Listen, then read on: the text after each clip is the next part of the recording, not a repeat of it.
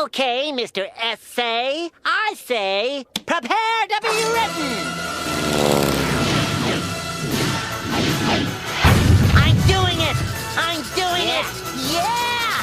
Yeah! In some of these, in some of these. Almost there, and done. Now let's see how it looks so far.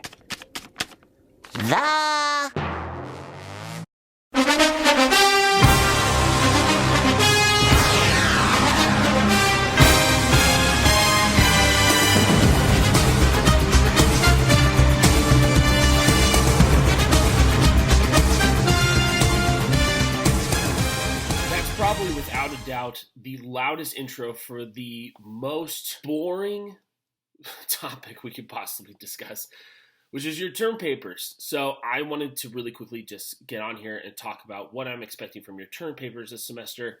I know some of you have already been asking about it and what it's going to entail. So we are going to talk a little bit about what I'm expecting, what I want you guys to know, different things that we're just going to go through. It's going to be a pretty short video, but at least it will give you guys an idea more of what I'm expecting from your term papers, and hopefully we'll get you guys on the right path so that way you guys can get started, start thinking about them, and knowing what you need to know going forward, because it's already coming up in October and they're going to be due pretty soon. So this is the large paper that we have for the class for the semester. It will consist of you guys having to research a topic that has to relate to something that we've done in the class, and then you guys have to talk about a specific issue within that broader topic. So each paper consists of 5 sources, and I have the date listed in the syllabus as December 15th, but I think I'm going to make that December 8th.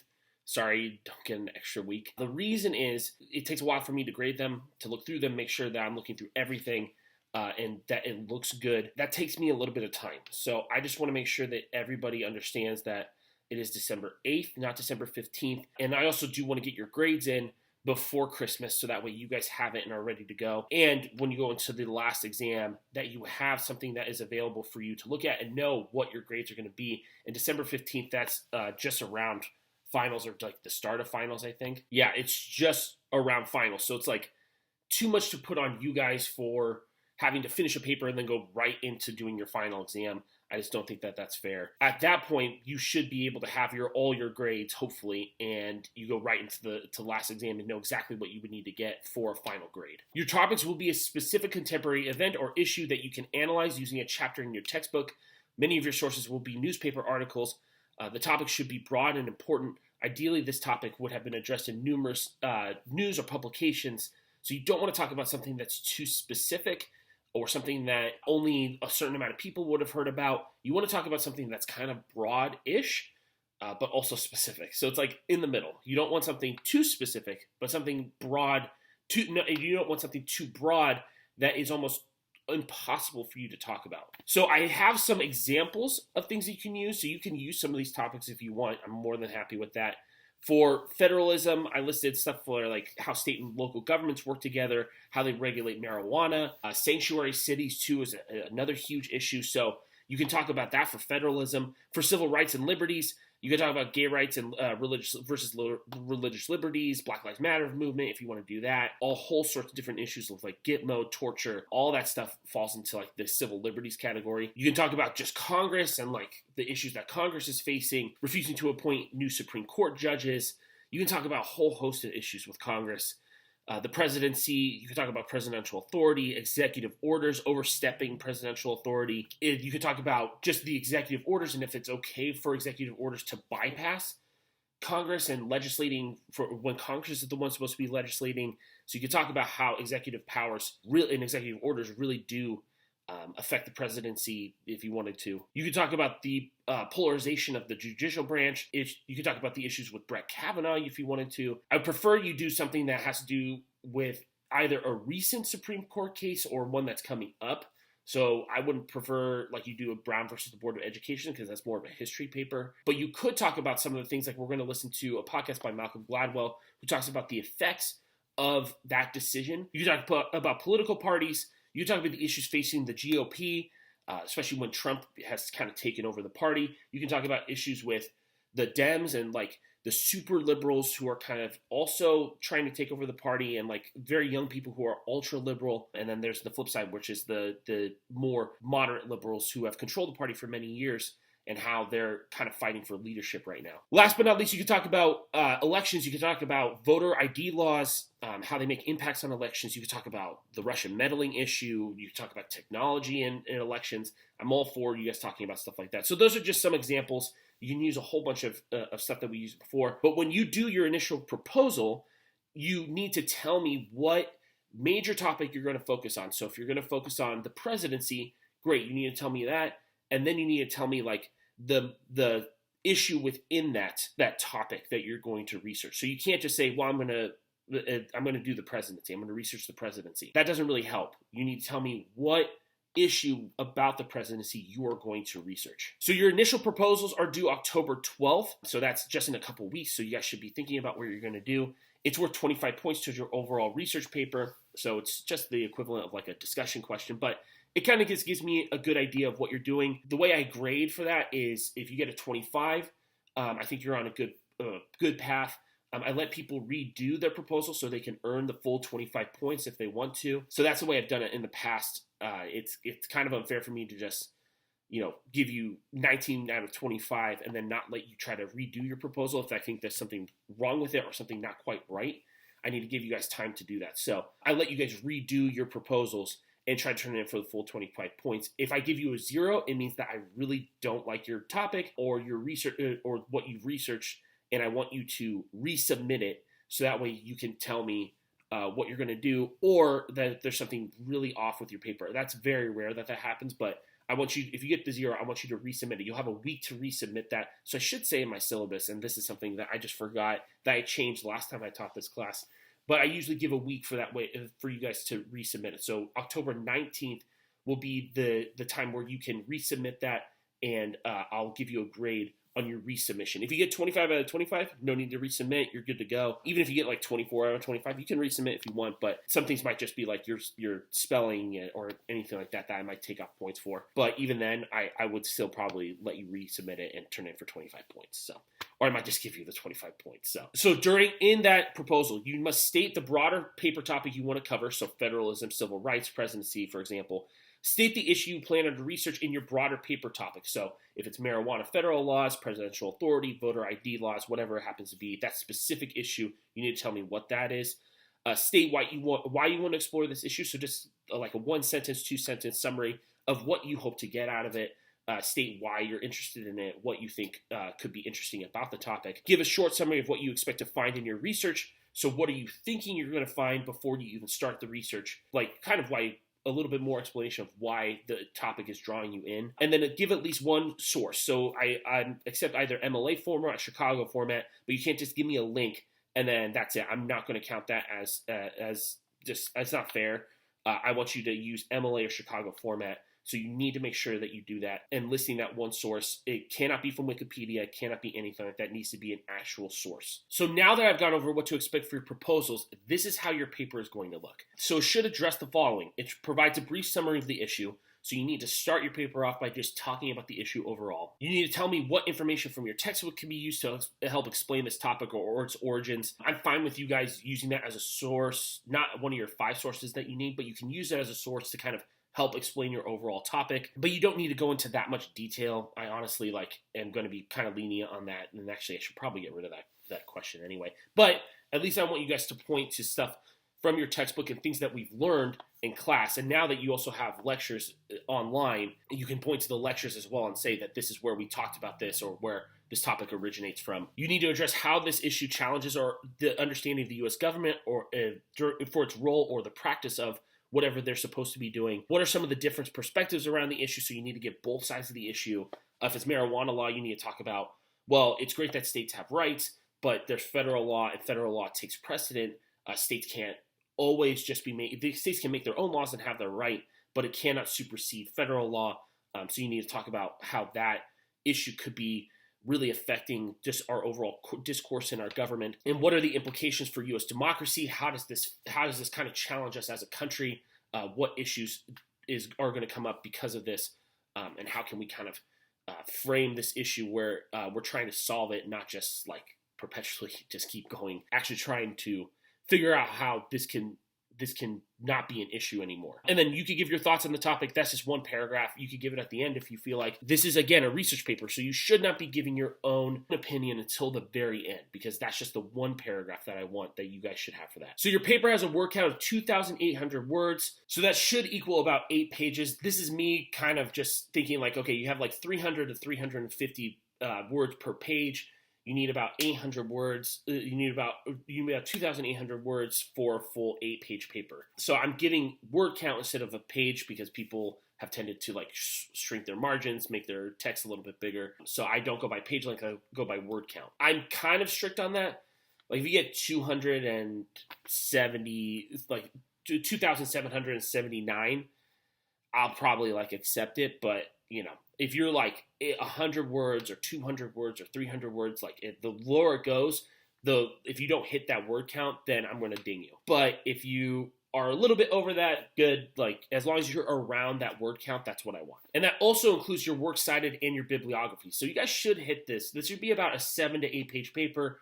And then that includes your works cited or your bibliography page. I think that that's fair. I just don't want you guys. That does not mean that you should have like 20 sources. It's not that big of a paper, but you should have like a good amount of sources, and I'll count that towards your word count because I just think that that's an easier way to go about it, instead of me having to like highlight the whole thing and then do all that. Another requirement of this is a research paper, so it should be pretty neutral. So you don't want to give your opinions, or when you are researching this, you don't want to look up only things that go towards your point of view or how you want your research to go.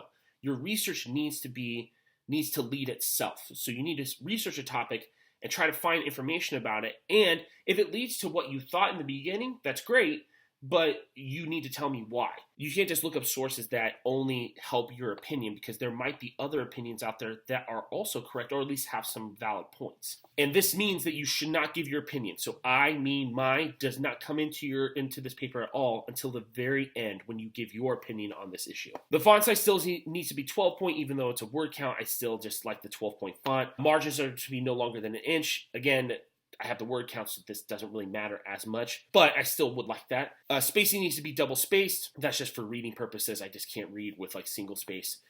Each page must be numbered sequentially, pages 1 through 5, and each paper must use at least 5 sources. So you cannot use stuff like Wikipedia, blogs, answer.com, about.com, dictionaries, encyclopedias, and similar sources do not count towards your 5 sources. I will not accept Wikipedia, blogs, because those are all things that people can just answer on there, and you don't know where that source comes from. It needs to be actual academic or news articles that you have that are from a reputable source. Anything that goes along those lines, that's totally fine.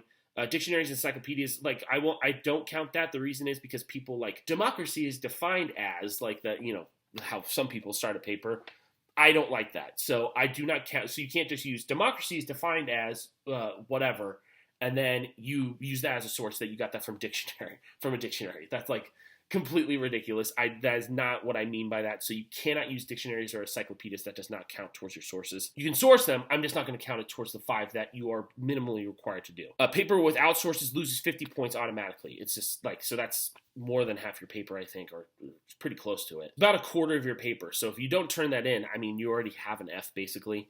And then, if you don't have sources, that's a really bad sign anyway about the quality of your paper probably. So I'm probably going to ding even more points than that, but automatically just 50 points off the top if I don't have sources. If you are missing sources, it's 10 points for every source that you miss. So if you only have like 4, I'm going to take off 10 points. If you have 3, I'm going to take off 20, so on and so forth. And you can't cite the same source, so it's got to be something different each and every time. You must cite all of your sources both on the page, in citation or footnotes, and using the bibliography in the works cited page or works cited page at the end. So you need both.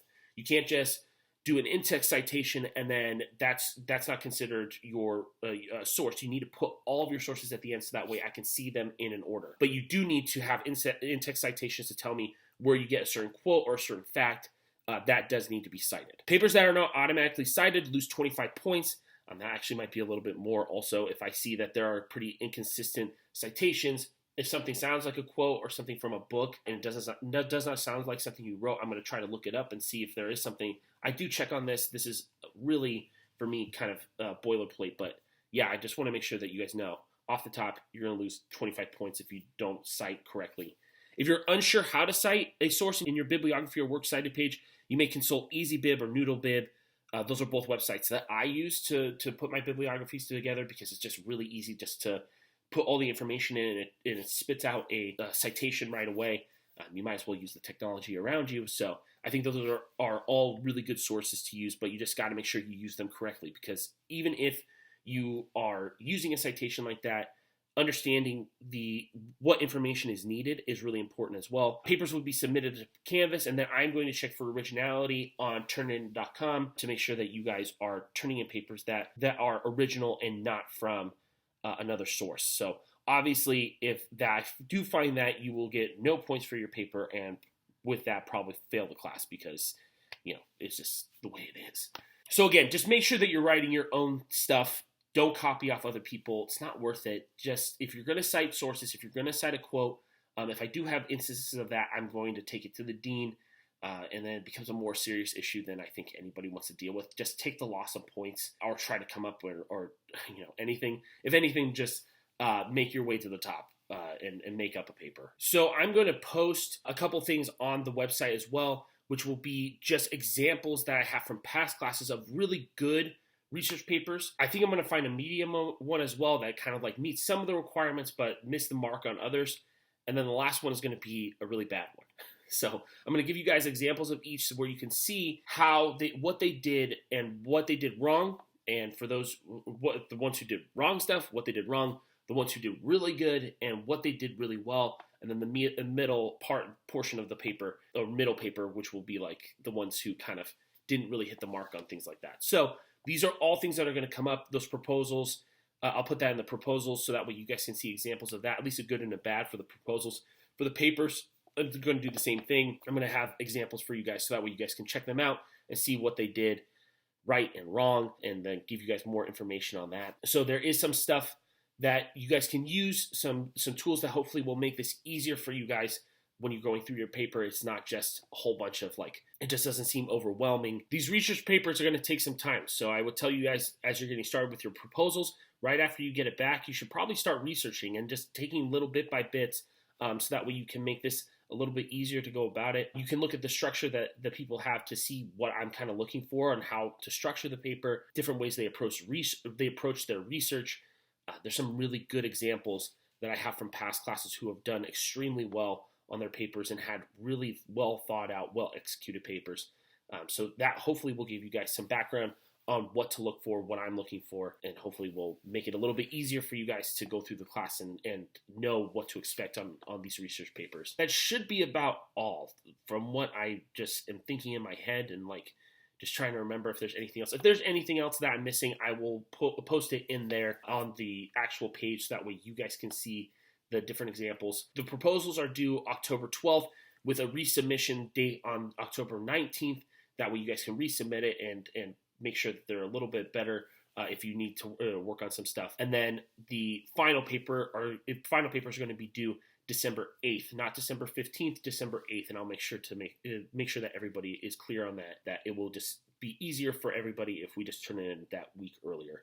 I think that's about it. So if there's any questions that you guys have, let me know. I think this will be a much better way to go about the research paper than in the past, because I actually have examples now that I can show everybody and show you just the good and bad and the ugly. I also, that's the other thing, a rubric. I will be providing a rubric as well. For the proposals, it's pretty straightforward, so I'm not going to give a rubric for that. But for your final paper, there will be a rubric on the things that I'm looking for. I think I'm just going to use from one of the ones I had in the past that was really good. And it will hopefully give you guys more of an example of what I'm looking for before you start your paper. But that should be posted, hopefully by the time I'm also posting this, but the rubric will come with the paper as well, so that way you guys can take a look at it. If anything, it will be probably near the end of October that I have that, just for timing reasons. I should have it ready, but I just need to double check and go through that. But either it will be with there, or at the very least it will be the end of October that you guys will have a rubric for your research papers. So that was the last thing. I knew there was one more thing I had to talk about, but it's the rubric. So if there's any other questions, just let me know. We'll go through all this later on. You guys can ask me anything that you need. There's also a discussion board on the discussion board portion of the class where you can ask me questions. Again, I am looking forward to talking to you all. I'm looking forward to reading these research papers. They're usually really good and really interesting, so we'll hopefully get even better ones this semester so that way you guys can actually know what to expect from me in my grading. So good luck, guys. I will talk to you all later, and we'll just continue on with the class. Ask me any questions that you might have.